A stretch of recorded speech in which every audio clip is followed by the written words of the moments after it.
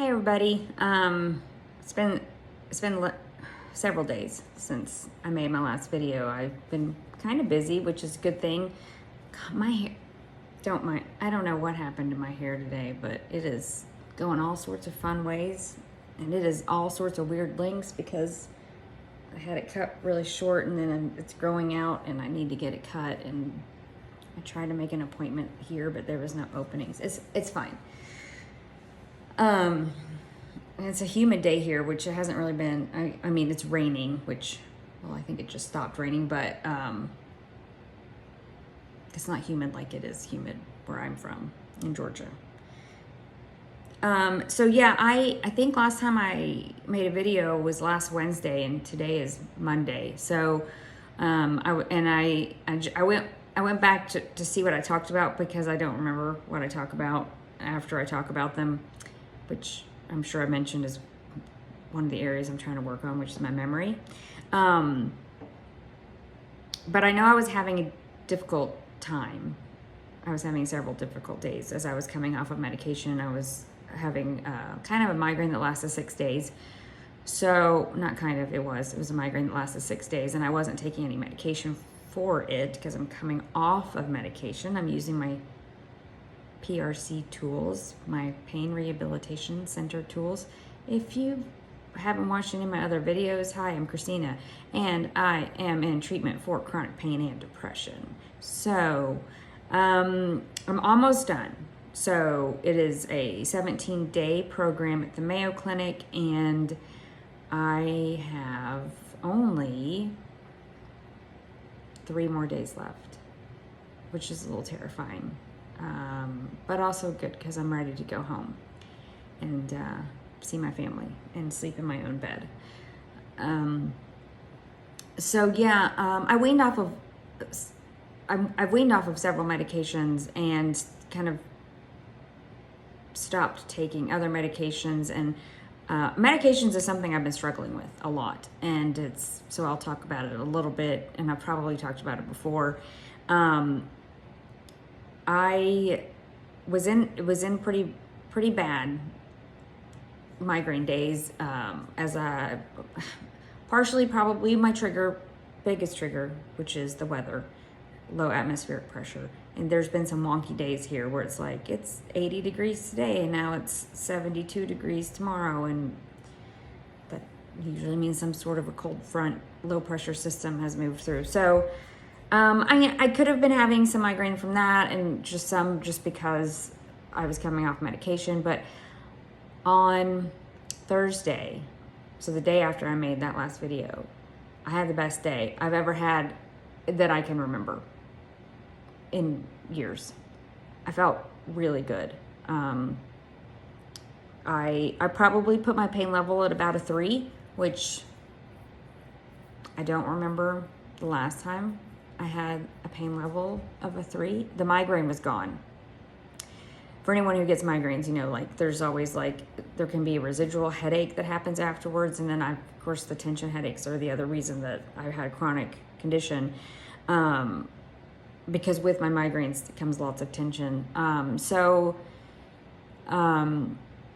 went in treatment. I was like, I feel so good. And I kind of so I did what you're not supposed to do, and I overdid it because I was feeling good. So I did a little bit too much dancing in physical therapy, because you can do dancing as your aerobic activity in lieu of walking or treadmill or bike.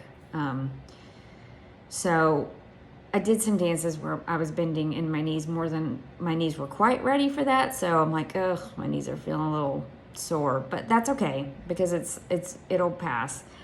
But what I did do that was not good is I tripped over a foam block, and I fell mostly on my booty, but I kind of caught myself on the ground with my arm, kind of did a jostle of my head. So I started to get a headache. Of course, as soon as I did it, I was like, I'm okay, because I want to crawl into a hole in the ground, because everybody's wants to make sure I didn't hurt myself, but it's also embarrassing. And I don't get embarrassed very easily, but that's one of those times where you you can't not get embarrassed when you fall in front of a bunch of people. So, actually, I thought about it afterwards. We were in our relaxation meditation time, and it just popped into my head, and I started to laugh, and I had to try to stop myself from laughing during meditation. So, but what did happen is my head did start hurting, and it kind of was getting worse over the day, and then the next morning, Friday morning, when I woke up, it was hurting a lot more. Like, it was a pretty severe headache. It felt different than it wasn't a migraine. I knew it wasn't a migraine because it feels very different.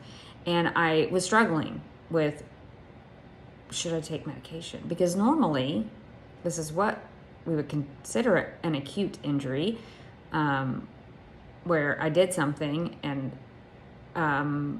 it's not going to be there forever. It's not chronic, but ibuprofen may help relieve this pain in my head. And I had such a good day, and the migraine was gone. So I struggled with it, and I finally broke down at lunchtime on Friday, and I was like, I'm taking 2 ibuprofen. Because the thing is, I keep having anxiety over taking this medication or not taking the medication, because I don't want it to be a pain behavior, but I also, if it's going to help the pain, especially this pain that wasn't a chronic pain, it just so happened to be a headache, which is my chronic pain. So it was very confusing. I took the medication. I took 2 ibuprofen at lunch, and I think it was around 2:30, the nurse came to talk to me about something. I think she came to ask me how I was feeling after my fall, and like, she pulled me aside, and the first thing I was like, I took ibuprofen. Like, I had to confess it to my priest. But I explained it, and I said, and I feel so much better. Like, it was obviously, that was what it was. And then I didn't have a migraine, and I didn't have a migraine the next day. I felt fine on Saturday. So it was fine. It was an appropriate time. I'm not taking acetaminophen-based medications because I'm trying to rid my body of acetaminophen, which I've been taking for over a decade on pretty much a daily basis. So ibuprofen I don't take very often at all.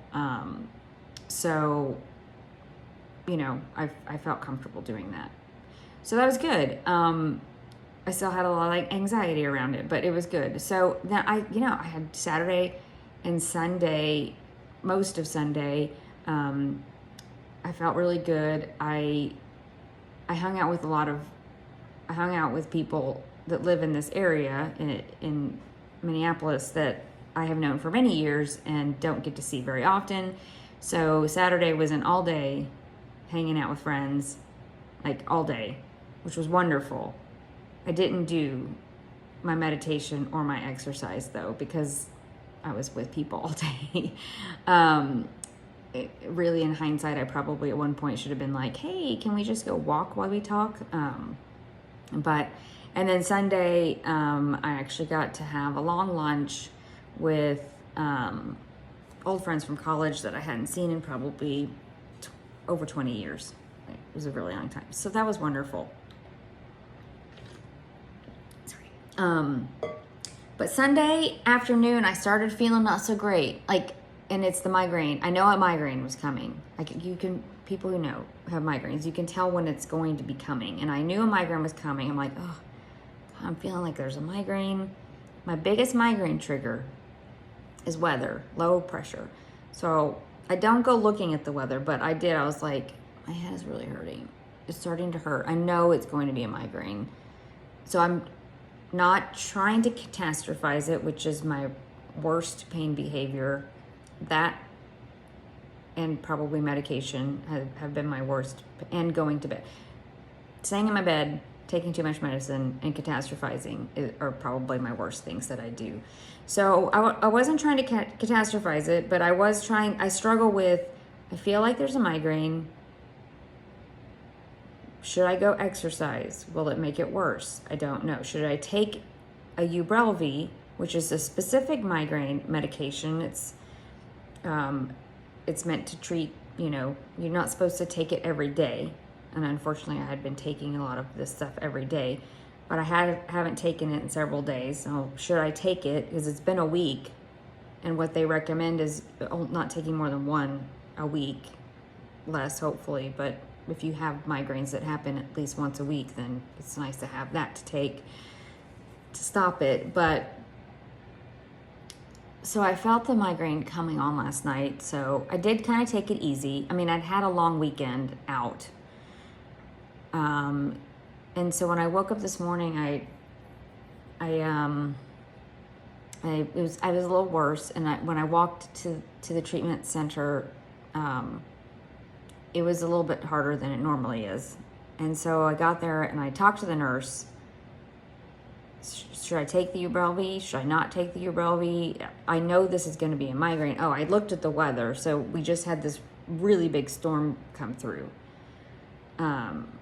So, you know, they really want me to not make that my reaction of I need the medicine. That's something I'm trying to come to terms with. So what's the worst that's going to happen if I don't take the medicine? The pain could get worse, but it will not stay forever. And that's what I have to remind myself. I catastrophize it in my brain as it's going to prevent me from doing things, the pain. I fear the pain. I talked about last time. My emotions are the worst. The fear of the pain is legit, and it's gonna take me a while to get beyond it, and it's going to take me actually overcoming the pain by using the techniques I'm learning here and understanding logically what's going on in my brain with regards to my fear around the pain. And I'm thinking too much about it, I think, because I just need to, I'm here, I'm alone. I don't have my kids, you know, that I have to deal with. Not, you know what I mean? You who have kids know what I mean. It's just me. So if I'm gonna try out this notion of not taking any migraine, call them rescue meds. It's the one you don't take every day.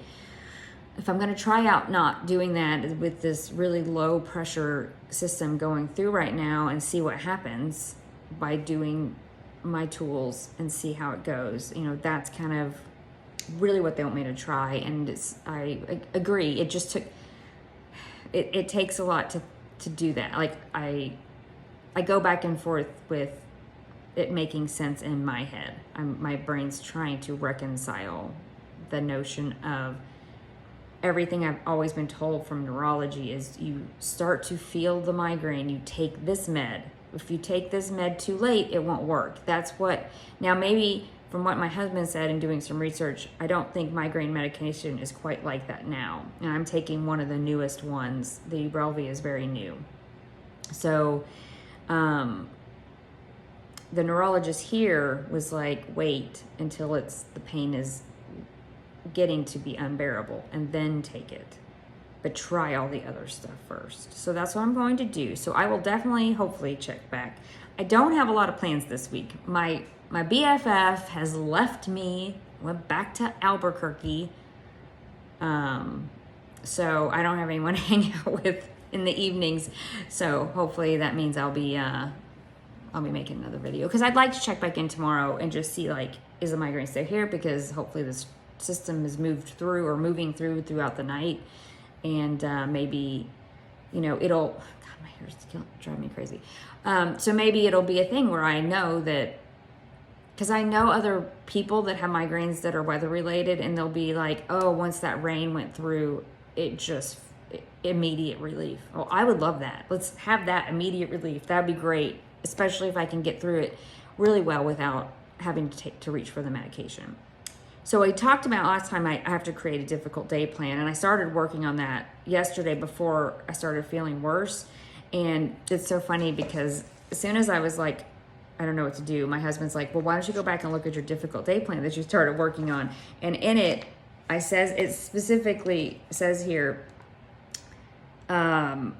what specifically do I want to avoid doing or saying when I'm having a difficult day and it is going to bed, saying that I can't do it and taking medication? So I said it right here. I want to not have to take medication. So anyways, I just thought that was funny. So in it though, I thought was interesting, and is some information that I can give to my family and friends about, you know, helping me out during a difficult day. So I'll definitely share some of that with people I'm going to be around a lot. But the first thing about it that I really like is the statement that says, understand that pain is real, and that when someone is in pain, it can affect every aspect of life. A person's pain cannot be separated from the rest of that person. I think I really love that, to tell people that, because you don't see my pain. When you've had a chronic condition for a really long time too, it's really, you get really good at masking it from everyone. And this can be my pain or my depression, because both of them to me are very similarly there. And I've been good at not showing it to people. So I'm sure there's plenty of people who would say, I don't know, hopefully not people close to me, but I'm sure there's people, at least in the peripheral of my life, that know I have migraines, because I'm pretty much an open book. Hello, making videos about it. But, you know, that maybe they've had some headaches, maybe they've had migraines even, but they're like, it's not that big a deal, you know, just I'm being lazy, or I'm being dramatic, or you know, that it's not real. But it is real. It's very real. And the mental health part is extremely real. When you get to suicidal thoughts, let's see, what is it called? I think it's passive. You don't act on them, but there are thoughts that pop into your head, but you know you won't act on them. They're kind of different distinctions with regards to suicide. But you know, it's real. And those emotions, as I've talked about so much in here, are tied right in to my behaviors, my thoughts, my feelings, and my physical pain. So it's all tied together. So this program that I'm doing,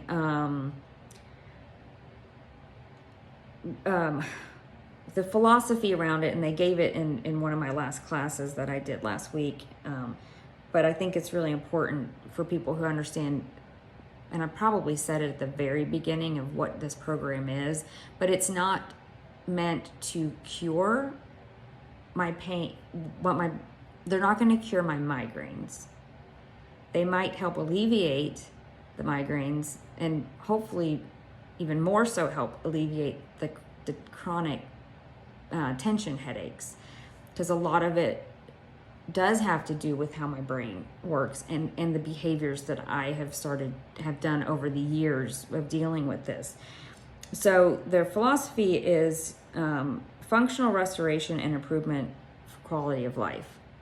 Yes, please, all of that. And they do it by all these different means that I talk about. We have physical therapy, we have occupational therapy, we have group sessions where we talk about all of this wonderful stuff, and reducing medications. That is something that they do focus on as well. Not all medications.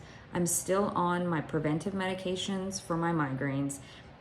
Maybe I'll be able to, there's only 2 of them, and maybe I'll be able to get off of one. That's something I will talk to my neurologist about. And then I'm also on an antidepressant, which they don't also touch.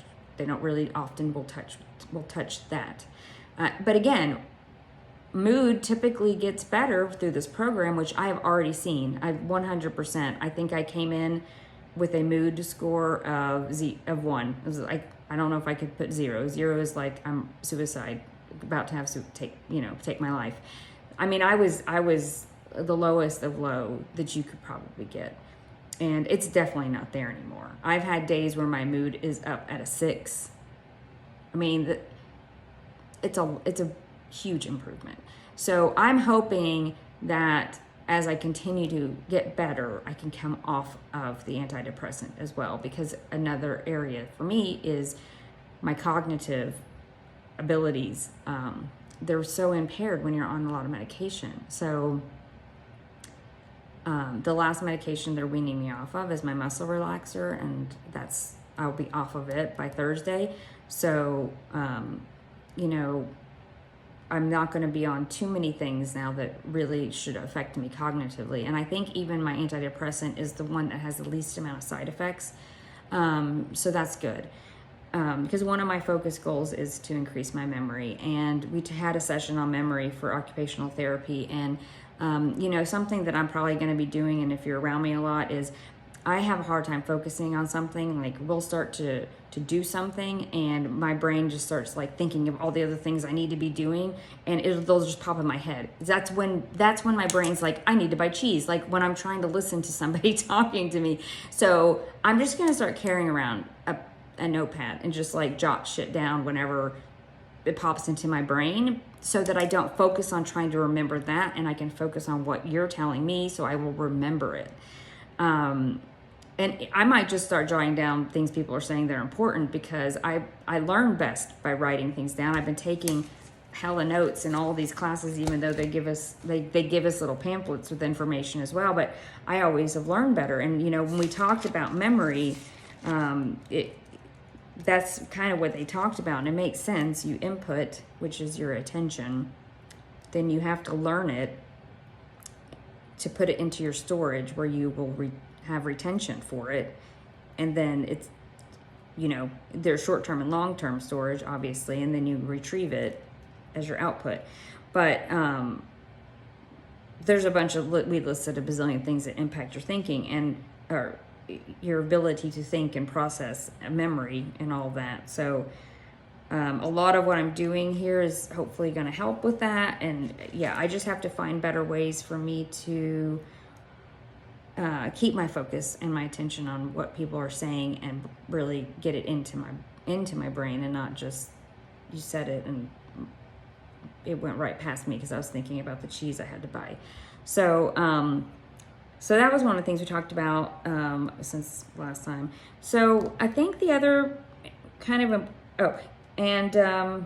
the other thing with this treatment center is symptom severity will not be the primary target, because we all have symptoms here, and they're not necessarily going to get rid of our symptoms, right?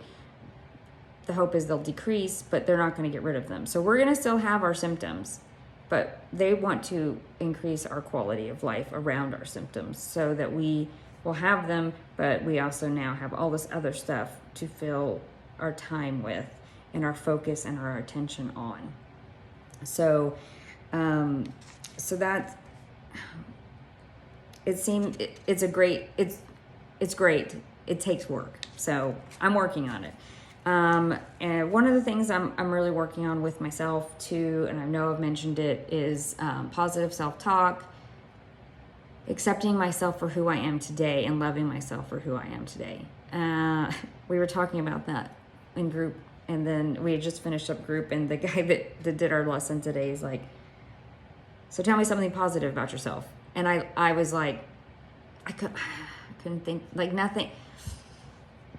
I couldn't do it, and I don't know why. I need to probably figure that out, but that was really hard for me, and that's the kind of stuff that I'm gonna have to continue to work on. So one of the things we talked about also was grief. So loss and grief, and so there's lots of kind of loss, but for me, what I would be focusing on is the loss of my abilities and the loss of my identity, because I'm not who I used to be. That identity is gone. I have an identity now. Now, a lot of it's going to be the same. A lot of it's going to be very similar, but I'm not the same person. And my abilities, I'm getting a lot of my abilities back. Again, I'm not necessarily going to be the same. My abilities aren't all going to be the same, but so I have to grieve that loss of that person. And so there were lots of good talks that we had about that, but within the process of grieving, the biggest bullet point that stuck out to me was I need to begin to accept and embrace the way loss has changed you. So a lot of ways you can work on processing through these is do some sort of artistic expression. So that may be something that I work on, because I do enjoy doing art. I haven't done it in a long time. So something to just signify, I know I've gone through a lot, and going through just normal life, you change over time. Maybe not as much. Maybe you don't feel a loss of anything, but if you have done like I have, finding an outlet, a way to just acknowledge it and accept it, and find meaning in your life as it is now. So all of that was beautiful and meaningful to me, and I know it's something that I will be working on, and I just need to find the best ways to do it. So I'm thinking about that. I'm thinking about what I could do, and yeah, I don't know. There's some ideas I think that might be floating around in my brain. I just have to go looking for them. The other really big point we've talked about recently is stress, which when I went and the friends I talked to over the weekend, all of them, everybody was talking about stress, and stress is crap. Everybody has it. Life is stressful. Some people have more than others, and some of my friends, man, there's some stress going on that I just like. It's hard. What do you do when you have a lot of stress? So you've got to take care of yourself. You've got to make time for yourself. It doesn't have to be a ton of time. If you're busy, I get it. You've got to step away and just take some time for yourself. Self-care has to happen. Boundaries. I wouldn't say for me, I feel like there's not a lot of boundaries I need to set in my life, but I have friends, and I know there's people who will be watching this who have this. You got to set the boundaries. You got to set boundaries of stressful things in your life that you can't control. You can't control other people and how they think or behave. So if it's not helping you and it's adding a lot of anxiety to your life, find a way to set boundaries. If you can't remove the stress completely from your life, find ways to set some boundaries to make it manageable for yourself. Especially for chronic pain people. So stress, and I've talked about the sympathetic nervous system. Stress just brings that way up, and when that sympathetic nervous system is way up, the threshold for pain goes way down. So it plays a really big role in that, in the whole central sensitization syndrome that happens. And I've told people that I've talked to as I'm going through this, people in my life that maybe don't have chronic pain but have chronic anxiety, this program could work for that.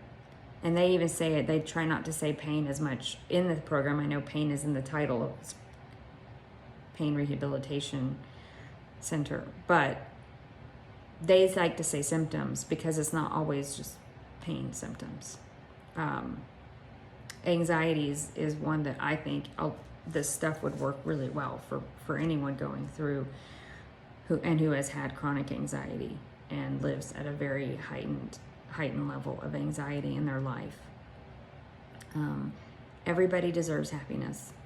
Everybody deserves to be happy in their life.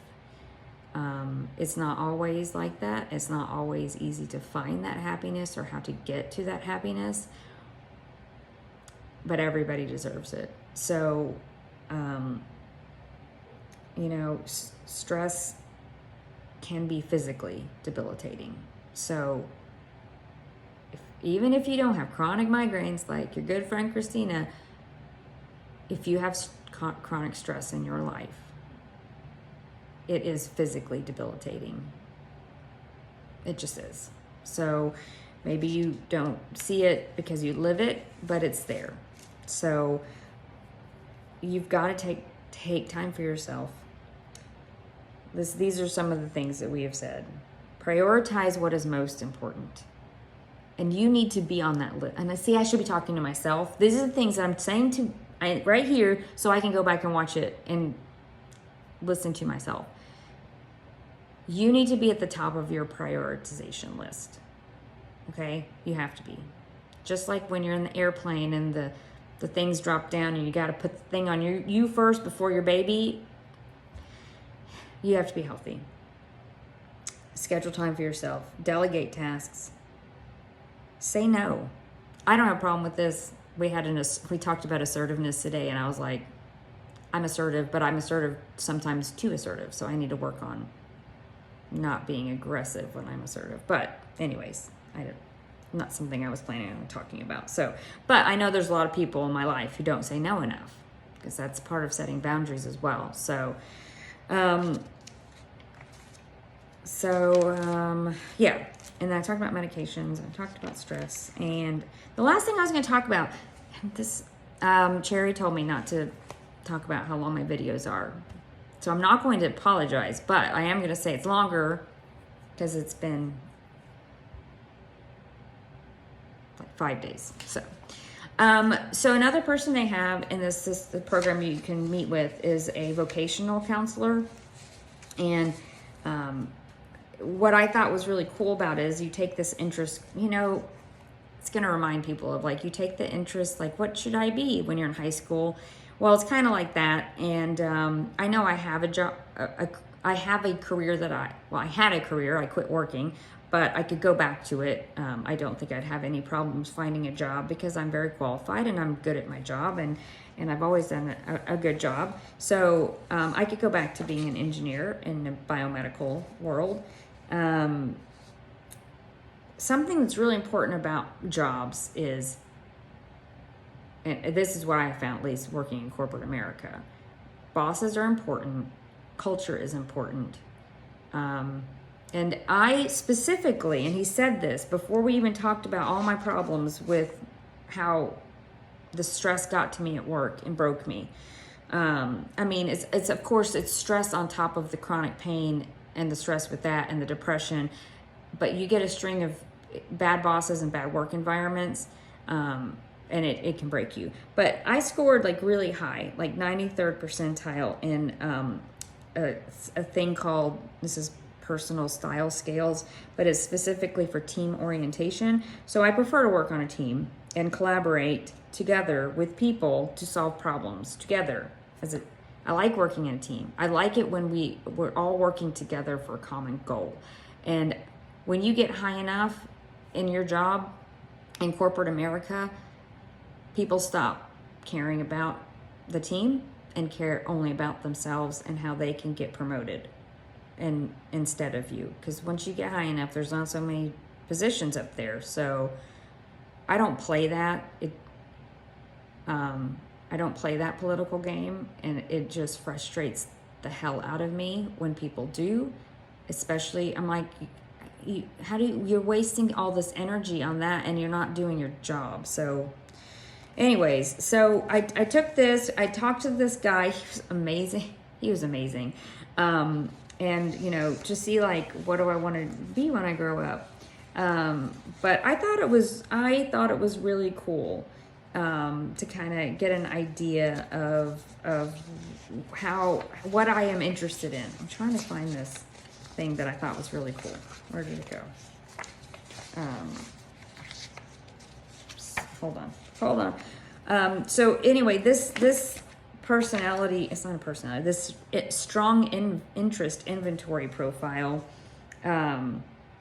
showed me that I'm investigative, artistic, and social, which 100% new. So my top 5 interest areas are math, research, science, performing arts, and counseling and helping. I mean, so I've been a biomedical engineer, quality engineer for medical device pharmaceutical companies for 20 years. I've also done theater since high school. So, and I love helping people. I love being the person that people come to for advice. So I'm like, well, what do I do? I love that it tells me also what I'm not interested in, which is nature and agriculture, athletics, and marketing and advertising. I'm glad people like these, but it definitely wasn't for me. So occupations wise, what it tells me I should be is a biologist, physician, musician. Those are the top three. Third one, musician. I was like, pharmacist. Now this one struck me.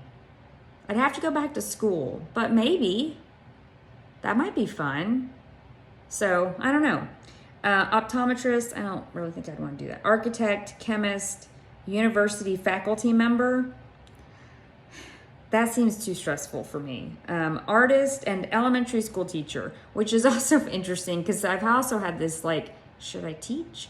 I don't know though. I don't think I maybe could be a tutor, but I don't know if I could just be a full-on teacher.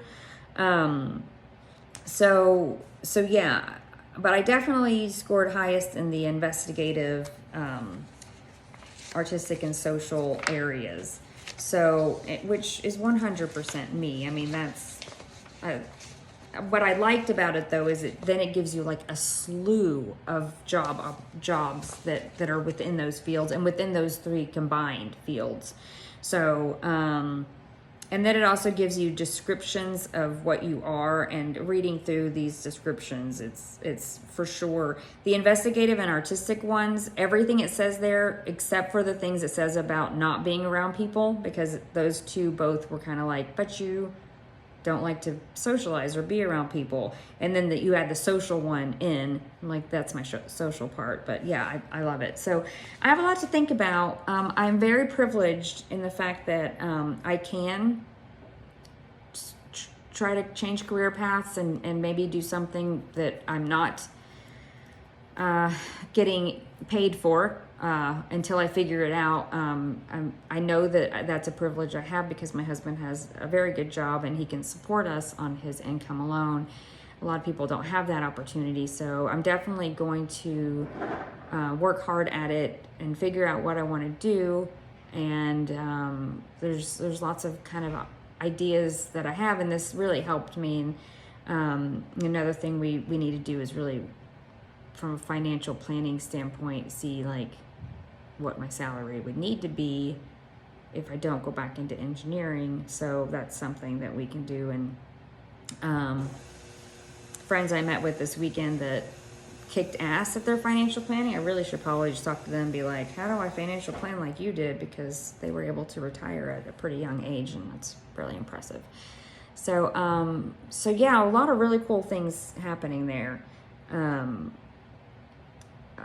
I have a lot to think about. So if anyone, family, is watching, has ideas that they think I'd be good at, as far as it doesn't even have to be a job. It can be also just hobbies and things that I do. Like, obviously, I'm doing stuff with the theater, but other than that, ideas for things I could do. And I think I could go back to engineering if I was working for the right person. And there's a couple people I know that I could call and be like, do you have anything? Because they would hire me, and I know that I would work well with them. But then you run the risk of somehow someone moves on, or you move to, or maybe the company culture isn't there. So there's a lot to think about. Okay, so I only have 3 days left. Tuesday, Wednesday, Thursday, 3 days left. I will check back in with you guys and let you know how the rest of it's going. But please, if you have questions on anything specific, I talked about a whole bunch. Who knows what I even talked about at this point. But yeah, let me know. And, if there's anyone that's struggled with medication, that would be, good to know other people's experience. That was my BFF that was here. That was something we were I was like, what do I do? And she was similar, but we both of us came off of a lot of medication, and we're really proud of that. So, but yeah, if you have any questions or comments or concerns, let me know. And I will check back in tomorrow, hopefully, and let you guys know how I did without taking any migraine medication with this migraine that's happening. So I guess that's it. I'll see you guys next time. Bye.